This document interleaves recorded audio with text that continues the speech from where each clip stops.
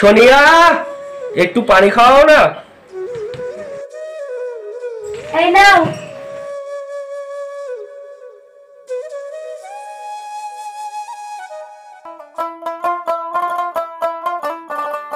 আব্বু আমাকে কি এনেছো?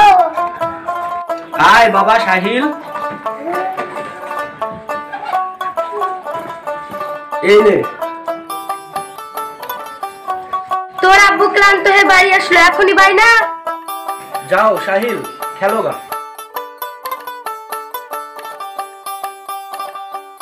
ওকে আর বকো না। ওকে না বকলে যে দিন দিন বাইনা বেরিয়ে যাচ্ছে। আমি ক্লান্ত হয়ে আসি ঠিকই, কিন্তু যখন সাহিলকে দেখি, তোমাকে দেখি, আমার সব ক্লান্ত দূর হয়ে যায়। অফিস থেকে বাড়ি ফিরতে প্রায় 2 ঘন্টা লেট হয়ে যায়। একটা বাইক কিনলে হতো না? আরে নেবো গো নেবো। কবে নেবে? নেবে নেবে করতে করতে তো ফাল্গুন মাসে জালসা চলে আসলো। লোন নিয়ে সব বাড়ি গাড়ি করে ফেললো। এই লোন, ইনস্টলমেন্ট এসব একদম ভালো লাগে না। আমি তো টাকা জমাচ্ছি, 6 মাসের মধ্যে বাইক কেনার টাকা হয়ে যাবে। না জানি এর মধ্যে আবার কি ঘটবে, তখন আবার টাকাটাই ফিরে যাবে। শোনো, বাইক তো আমি নেবই। নেবো কেন জানো তো? কারণ বাইক নিলে আমি 2 ঘন্টা আগে বাড়ি ফিরতে পারবো, তোমাকে সময় দিতে পারবো, তোমাকে নিয়ে ফুচকা খেতে যেতে পারবো। রোজ রোজ ফুচকা খেতে যেতে হবে না, তেলের দাম বেশি না? সপ্তাহে একদিন যাব। আব্বু আমিও ফুচকা খেতে যাব।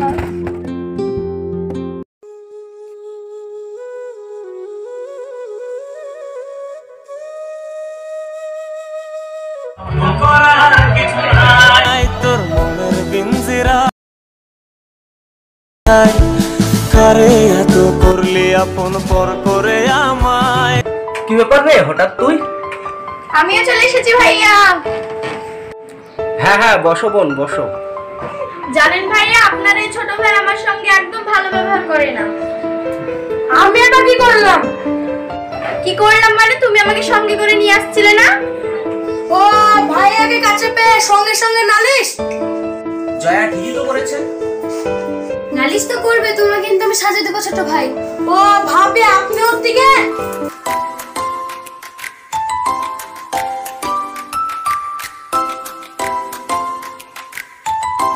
আমিও ছোট আব্বুর দিকে।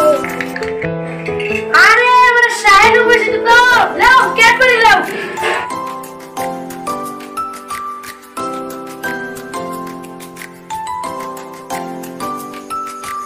তাহলে তোমাদের জন্য কিছু নিয়ে আসি? না না ভাবি, কিছু আনতে হবে না। কিছু তো খা। ভাবি আমি খাবো, তোমার হাতের মুড়ি ভাজা নাকি খুব ভালো হয় শুনেছি। তুমি কি করে জানলে? তোমার দেওরকে একা একা খাওয়াবে, আমি শুনতে পাবো না বুঝি? ঠিক আছে, আমি আজ বলে গেলাম, আর বলতে আসতে পারবো না। তোমরা কেন সকলে যাও? আমি দেখি অফিসটা যদি ম্যানেজ করতে পারি তাহলে যাব। অফিস ম্যানেজ মানে বুঝলাম না। তোমরা মানে গেস্ট নাকি হোস্ট হয়ে যাবে? হ্যাঁ জানি। আচ্ছা দেখছি। এরকম দেখার কি না তো, আমার হোস্টেল তোমাকে যেতে হবে। ভাবি একটা কাজ করো, তোমরা আগে রাতে আমাদের বাড়িতে চলে আসবে, তারপর আমরা একসঙ্গে যাবো গ্রামে। হ্যাঁ দাদা, ঠিক কথা বলেছো তুমি। আচ্ছা তাহলে তোমরা রাতের খাবারটা খেয়ে যেও। না না, এখন আমরা খাবো না। আরে রাত্রির খাবারটা তো খেয়ে যা। না না, খাবো না। হ্যাঁ পাগল ছেলে। হ্যাঁ গো, দাঁতটা দিয়ে গেল, কি করবা? কি আবার করবো, যেতে হবে। গেলে হবে, ওকে কিছু একটা ভালো গিফট দিতে হবে না? হ্যাঁ কিছু একটা গিফট করতে হবে, কিছু একটা দিলে হবে না। ও যে হাই ক্লাস সোসাইটির মানুষের সঙ্গে চলাফেরা করে, ওকে একটা ভালো কিছু দিতে হবে।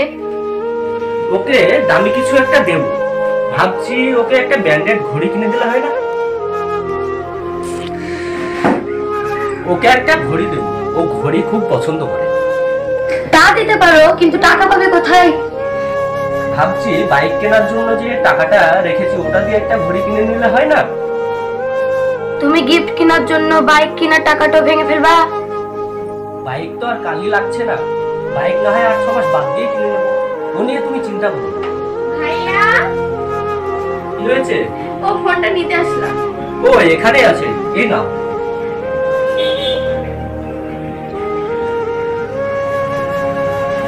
তোমার তো ভালো একটা শার্ট না, একটা শার্ট কিনতে হবে। আমার যা আছে ওতেই চলে যাবে।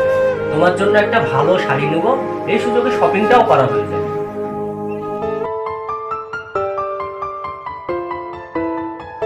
আপনার নাম কি? আরিফ আনসারি। আপনার নামের সঙ্গে না আমার স্যারের অনেক মিল আছে। ও ও আসলে আমার ছোট ভাই তো তাই। আসসালামু আলাইকুম। ও আমি জানতাম না তো তাই। ও আচ্ছা, ওসব কোনো ব্যাপার না।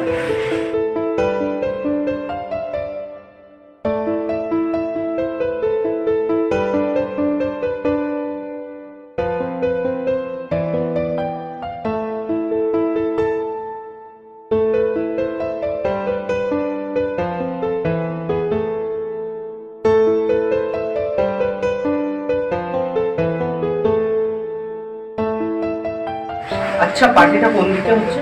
এই ঘরে স্যার।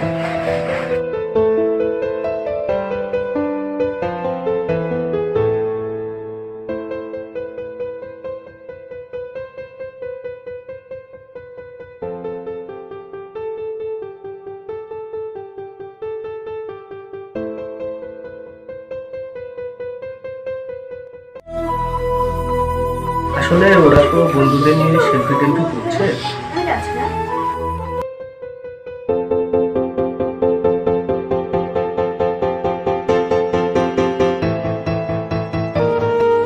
দেখো ও না অনেক স্মার্ট, ওর জায়গায় আমি হলে এরকম কোনোদিনই করতে পারতাম। ওকে একটু ডাকি। মা, ও না আসলে একটু ব্যস্ত। ওরা পার্টিতে সব আনন্দ করছে তো তাই। আরে ভাইয়া এসো না এদিকে। যাবা নাকি ওইদিকে? না, আমরা এখানেই ঠিক আছি।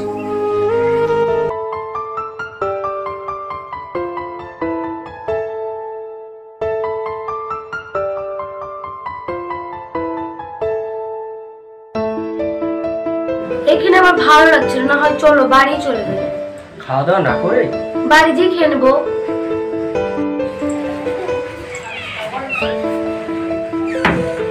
স্যার জানেন, ম্যাম জানেন,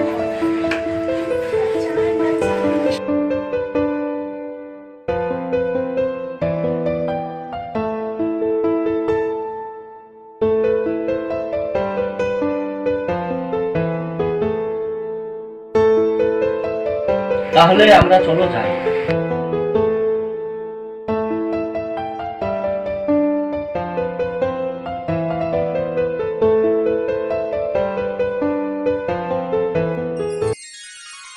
অ্যাটেনশন প্লিজ। আমার দাওয়াতে আসার জন্য সবাইকে আন্তরিক শুভেচ্ছা। আজ 14 ফেব্রুয়ারি আমার দুজনের বিবাহ বার্ষিকী। আরো আনন্দের খবর হচ্ছে কি যে আমার চাকরিতে প্রমোশন হয়েছে। এর জন্য আমার বসকে থ্যাঙ্কস জানাই। ওকে, গড ব্লেস ইউ। আমার সাকসেসের পেছনে একটা স্টোরি আছে, সেটা আপনাদেরকে আমি শেয়ার করব। আমি আমার বাবা মাকে তেমন ভাবে পাইনি, কারণ আমি ছোট থাকতে আমার বাবা মা মারা গেছে।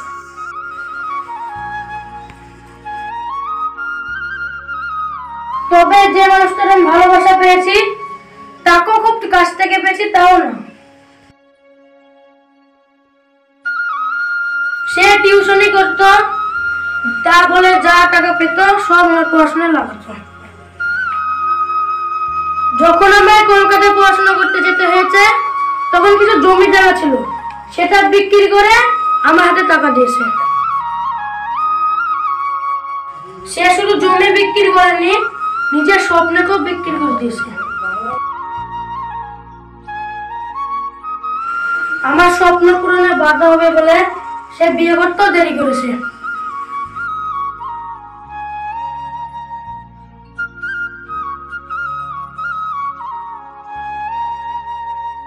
তিনি আর কেউই নন, আমার বড় ভাই আরিফ আনসারী।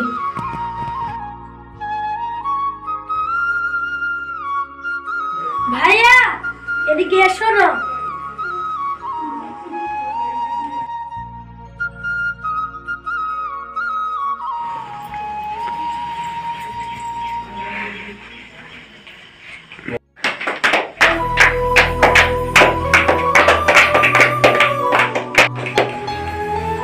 ভাইয়া তোমার বাইকের চাবি, আমি তো সবই জানি।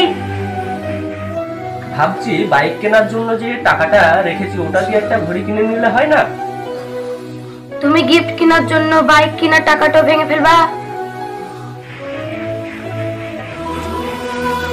তুমি যেভাবে আমার ছোটবেলায় স্বপ্ন পূরণ করেছ, আজ থেকে তোমার সমস্ত স্বপ্ন পূরণ করার দায়িত্ব আমার।